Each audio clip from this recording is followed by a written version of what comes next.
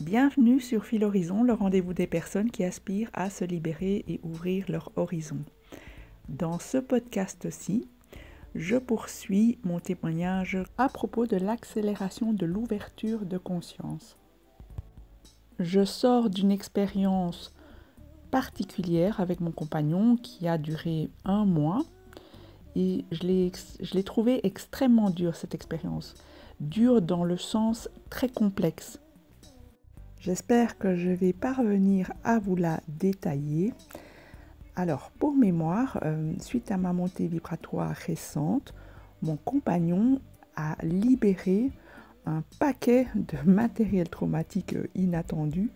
Je précise ceci pour préconiser d'avancer pas après pas sur votre chemin, donc de façon progressive, sans vouloir provoquer de montée vibratoire artificiellement, c'est-à-dire par votre simple expérience, votre simple compréhension des choses, avancez avec confiance. Pourquoi ? Eh bien, dans un duo d'âme, lorsque vous montez en vibration, l'autre sent qu'il peut libérer du matériel traumatique. Et parfois, le réveil de ce matériel traumatique est si signifiant que les égos traumatisés peuvent aussi s'agiter, déclenchant ainsi toute une série de mécanismes de défense des deux côtés. Et donc le risque, si vous montez vibratoirement et artificiellement sans l'acquisition d'une solidité réelle et une position juste, c'est de repartir en séparation. Le mécanisme de défense, souvenez-vous, il n'est pas là pour rien. Au départ, il est là pour garantir la survie de l'individu. Et donc, il n'est pas spécialement tendre lorsque on approche une certaine vérité ou lorsqu'on approche la personne authentique, la personne vulnérable, puisque son rôle, c'est de la protéger. En soi, l'expérience était très dure et très complexe, mais c'est cette expérience qui m'a permis de cartographier tout le labyrinthe que représente le parcours d'âme jumelle que nous entreprenons. Ce n'est que par la suite, en retombant sur des vidéos d'Adeline Gardinier, que je m'aperçois alors que l'expérience correspond parfaitement à son enseignement. Mais avant cela, eh bien, je ne vous cache pas que j'ai bien ramé, j'ai aussi désespéré avant de voir de la lumière. Je ne sais pas ce qu'il en est pour vous, mais je ne comprends jamais aussi bien, voire pas du tout, les vidéos d'Adeline Gardinier tant que je n'en fais pas l'expérience par moi-même. Lorsque mon compagnon a libéré ce matériel traumatique, il était comme dans un état dissocié. Et donc, je ne reconnaissais pas sa voix et j'ai eu une première réaction, peut-être pas la bonne, mais à cet endroit-là, je me dis qu'il ne sert à rien de me fustiger car cette première flèche, comme on dit dans le bouddhisme, elle est de l'ordre du réactionnel. Elle naît au sein du cerveau reptilien. C'est la première réponse à laquelle on peut peut-être pas grand-chose. C'est-à-dire que moi, je ne sais pas véritablement maîtriser ce premier élan. Le cerveau reptilien étant celui qui a garanti notre survie, eh bien, je ne vous dis pas sa rapidité opérationnelle. Il y a eu quelques moments où je me suis culpabilisée par rapport à ce premier mouvement, mais l'expérience me montrera que ce n'était pas nécessaire. Et donc, pour illustrer mon propos, ma première réaction a été un recadrage très ferme de mon compagnon. C'est-à-dire en mode « tu ne me parles pas comme ça », en beaucoup moins poli et beaucoup moins relax. Suite à cela, nous avons pris nos distances et cela m'a permis d'élaborer. Je ne vous cache pas que la situation était assez tendue et que la tentation était très grande de me tirer de la relation. Plus j'élaborais, et donc à l'aide de mon mental, plus les choses devenaient claires.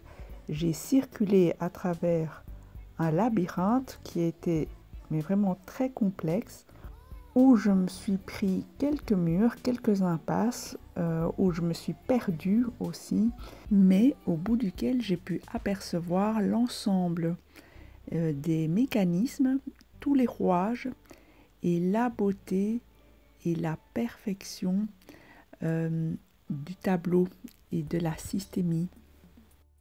Pendant que j'élaborais, même si mon compagnon était en silence radio, je pouvais clairement percevoir sa présence bienveillante et cela m'a fait aussi découvrir toutes nos ressources intérieures.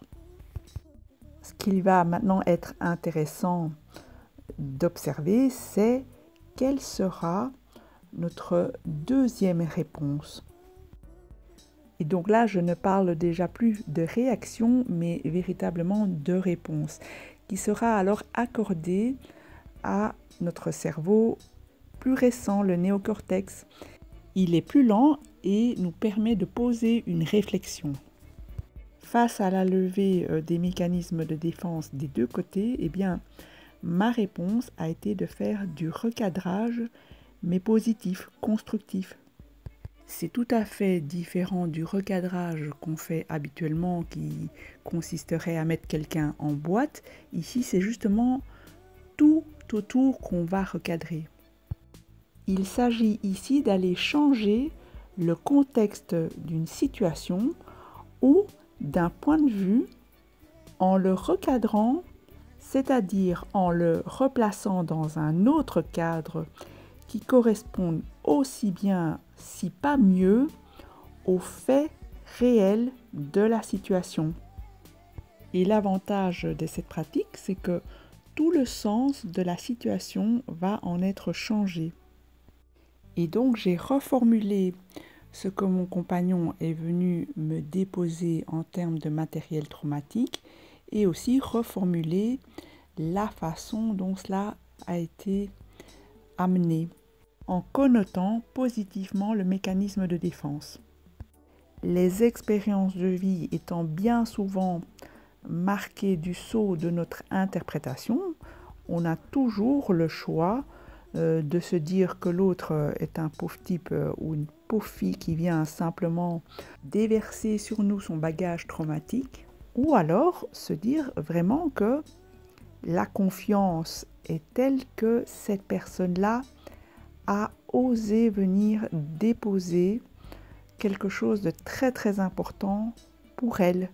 Et peut-être que la façon de le faire n'était pas très ajustée et même tragique, à tel point que les mécanismes de défense ont dû s'ériger, mais néanmoins, je pense que lorsque on a une vue avec plus de recul et de distance, eh bien, on peut percevoir ce qui est en jeu. On peut ressentir vraiment la fragilité, la vulnérabilité qu'il y a derrière pour déclencher des mécanismes de défense aussi massifs. Et donc, l'un des premiers écueils face auxquels je vous mets en garde, c'est de juger l'autre ou de le rejeter de façon hâtive. Bien sûr qu'il y a une part en nous qui le fait parfois très automatiquement.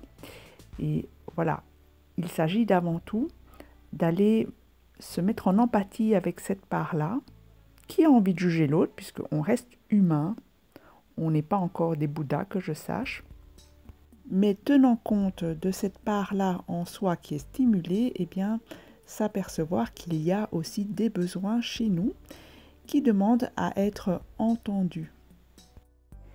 Et donc, ce n'est que lorsque nous avons pris soin de nos propres parts blessées, voire traumatisées, qu'on peut ensuite aller rejoindre l'autre dans son besoin. Donc, si un mécanisme de défense est érigé, dites-vous bien que cela dénonce certainement un trauma et un besoin qui n'a pas reçu de réponse adaptée. Et donc, pour être en empathie avec l'autre, il faut déjà savoir être en empathie avec soi. C'est vraiment un réflexe que je vous invite à adopter et à garder à l'esprit, car plus on avance dans ce parcours, en tout cas de mon expérience, plus j'avance dans ce parcours, plus ça va vite et plus j'ai intérêt à ce que se déclenchent des réflexes d'empathie envers la part en moi qui risque d'être activée, d'être agie par la personne en face avant de pouvoir rejoindre ce qu'elle essaye tragiquement de me dire, de me partager. Et lorsqu'elle s'est sentie suffisamment entendue, rejointe et comprise, non seulement les enjeux relationnels avec cette personne-là pourront s'apaiser, mais aussi la justesse de notre positionnement modélisera la façon dont elle pourra aussi être en justesse avec son entourage et notamment les personnes abusives. Évitons de se juger les uns les autres, mais en soi, si on le fait, ce n'est pas non plus la fin du monde, mais il faut savoir que cela risque de réveiller le faux self de l'autre personne, mais aussi son matériel traumatique. Et donc, en synthèse, vous comprenez alors que tout le chemin consiste à aller petit à petit, progressivement, libérer l'ensemble de la charge traumatique afin que l'amour puisse se vivre non plus dans des codes faux, mais des codes équilibrés. Alors, le second écueil dans ce parcours, c'est de rejeter l'autre. Donc, de même qu'on ne le juge pas, on évite de le rejeter.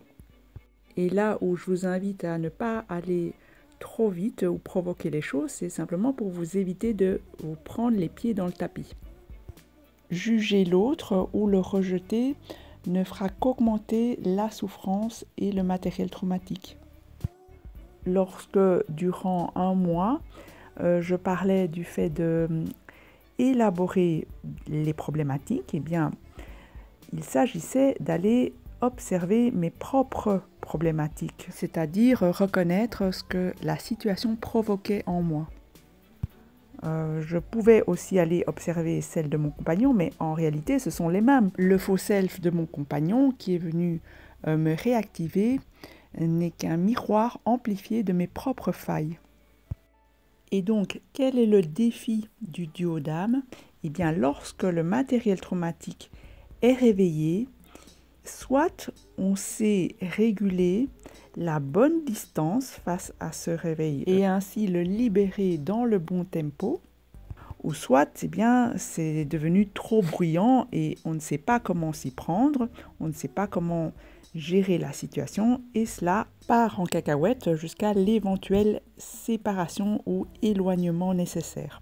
En temps de crise, l'autre personne pourra être soit en fuite, dans le déni ou alors dans le clivage de la personne authentique et son faux self. Mais toujours est-il qu'il y aura un travail d'élaboration à entreprendre pour pouvoir le libérer du matériel traumatique commun que lui porte. Et donc, il y a à saisir de mieux en mieux et de plus en plus vite la manière d'incarner l'amour pour que les tensions s'apaisent entre partenaires, à savoir s'exprimer dans un soi authentique, dans un partage équilibré 50-50, détaché des réactions égotiques et ne pas autoriser les abus. Donc bien mettre ses limites. À force d'entraînement et d'expérience, vous constaterez que cette affirmation juste est la clé pour que votre autre ne soit plus sous l'emprise de son faux self. Étant incarné dans un monde de matière, eh bien, la matière est beaucoup plus dense que votre pensée. Donc, n'oubliez pas que cela demande un certain temps pour être concrétisé. Soyez donc patient et indulgent envers vous et envers la personne que vous aimez. Si l'on considère que vous êtes le mental qui élabore et lui, il est le corps qui porte le matériel traumatique, eh bien, au niveau du corps, cela prendra plus de temps. Donc, au niveau matériel, c'est plus dense. donc ça va moins vite que la vitesse de la pensée. Avec un peu d'observation, eh bien, j'ai pu reconnaître que mon compagnon me protégeait énormément dans ce parcours et c'est ça qui me permet d'élaborer. Au cours de cette dernière expérience, j'ai bien sûr ressenti souvent de la peur. J'ai senti que mon propre ego blessé était très stimulé, mais j'ai aussi perçu qu'il était possible d'accueillir cet ego traumatisé et de l'intégrer, de l'accepter. Et donc l'idée, ce n'est pas forcément de rejeter la peur, parce que plus on la rejette, plus elle reste présente, mais c'est plutôt de l'accueillir, l'accepter pour la libérer. À force de pratique, j'observais que mon seuil de tolérance augmentait et donc à cela s'accompagne un certain détachement et une certaine paix intérieure et on devient de moins en moins réactif aux attaques extérieures. Ma première réaction a été certes mue par un ego piqué à vif, mais ce premier mouvement spontané de recadrage m'a semblé important pour mon intégrité psychique et physique. C'est-à-dire que si on prend sur soi du ressenti négatif tel que de la colère, eh bien je crois que à répétition, à la longue, cela peut conduire à la dépression. Et dans le cas de l'âme jumelle, le clivage que l'autre s'impose dans sa façon, par exemple, de renier ses sentiments, donc il se coupe, il est clivé, eh bien peut aussi favoriser le clivage de votre côté. Tous ces mécanismes de défense, je vous le rappelle, sont utiles pour l'intégrité psychique de l'individu. Parfois, ils le protègent même de sombrer dans la schizophrénie. Il nous appartient donc d'être au clair avec ces mécanismes chez l'autre et chez soi et ne pas se laisser happer par cela et donc se protéger également. Et ne pas s'en vouloir d'être en colère vis-à-vis de quelqu'un, si c'est pour le recadrer, cette colère peut être très saine. Protéger son espace personnel implique de s'accorder autant d'amour à soi qu'aux autres. Et donc ne pas porter les responsabilités des autres. Et cela afin qu'ils puissent les travailler eux-mêmes et se libérer eux-mêmes de leurs propres souffrances. Néanmoins, on peut les soutenir et leur montrer la voie, les encourager de tout notre cœur afin qu'ils aient le courage et la patience d'y parvenir par eux-mêmes. Et donc, si vous avez un élan spontané à toujours aller aider ou faire à la place de votre autre, eh bien, je vous conseille dans vos échanges de simplement lui montrer toutes les ressources dont il dispose pour le faire par lui-même. C'est-à-dire que si votre part adulte est sollicitée par la part enfant de l'autre, eh bien, montrez à votre autre quelle part de lui pourrait y répondre tout aussi bien que vous, si pas mieux. Dans un duo d'âme, c'est votre conscientisation de votre propre problématique et aussi votre affirmation juste, graduellement, qui permettra de libérer l'autre. Nul besoin d'aller faire les choses à sa place, cela l'infantilise et l'enferme. Je ne crois pas qu'on ait envie d'enfermer qui que ce soit à son stade enfant. Ce qui est dépeint ici, donc en résumé, c'est le chemin pour libérer l'ensemble du matériel traumatique dans un duo d'âme. Je vous expose ici un cas de réveil de matériel traumatique suivi d'un mécanisme de défense qui vient indiquer le tempo. Si l'on va trop vite dans la libération, eh bien le mécanisme est là pour freiner et protéger l'intégrité psychique. En temps normal, mon compagnon se comporte tout à fait de façon respectueuse. Donc ce n'est pas quelqu'un qui vient me déverser sa colère. Il n'y a pas d'emprise dans cette relation, mais il y a ce matériel traumatique commun à libérer. Il s'agit d'un véritable partenariat où le masculin n'a pas d'autre option que de manifester le matériel traumatique pour que la féminine puisse le libérer. Pendant tout le temps où elle remplira ce rôle, eh bien, le masculin, lui, portera dans son corps le matériel traumatique et il n'y a donc pas à aller le juger sur sa partie, sur son rôle qui est tout aussi méritant et ingrat quand on y pense. Il est enfermé avec toute cette charge traumatique à ne rien comprendre à sa vie tant qu'il n'y a pas d'élaboration. Ce n'est pas une relation où l'un viendrait pomper toute l'énergie de l'autre et en échange lui reverser toute sa colère parce qu'il a décidé ou parce que ça l'arrange ou parce qu'il en jouit. Dans un duo d'âme, la systémie est reconnaissable. Elle permet à terme à la féminine d'incarner une assurance telle qu'elle mettra fin au faux self du masculin. Le hic, c'est que comme tout ce cheminement prend du temps, sans discernement, on peut rester en boucle pendant très longtemps dans le mauvais duo, en constatant par exemple que le faux self de l'autre est insoluble. Et donc c'est grâce à la solidité psychique de la féminine et grâce à l'endurance physique du masculin, dans ce partenariat minutieux, que l'amour vrai peut alors prendre son envol. Il triomphe alors de tout un conditionnement par le faux qui répète la souffrance humaine depuis des siècles et des incarnations. Et donc de façon plus élargie que le système d'âmes jumelles, tous en tant qu'individus, en tant qu'êtres humains, nous avons à faire face à ce conditionnement. Nous avons tout à l'intérieur de nous, tout le trésor d'amour que nous sommes. Il s'agit vraiment d'aller se dépouiller de tout ce qui est faux afin de redécouvrir notre nature.